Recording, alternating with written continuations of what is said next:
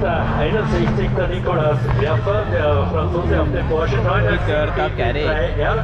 Und jetzt, wie gesagt, der Karl Schagerl, der Niederösterreicher aus Burgstall, pfeilschneller Technikermeister, wie gesagt, aus dem niederösterreichischen Burgstall.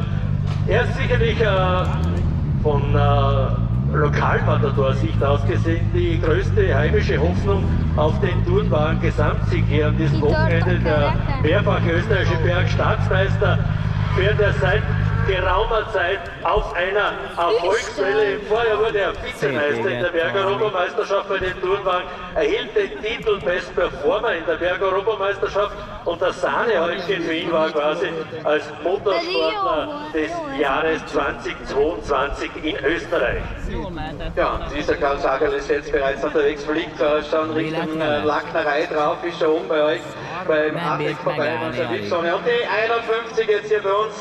Auch einer, der es richtig krachen lässt, im wahrsten Sinne des Wortes. Ein Mitsubishi Lancer Evo 9-Pilot aus Kroatien, Domagoj Berekovic war das hier. Und jetzt, Achtung, eine Silhouette, kann man fast sagen, aber ein Pfeil schneller.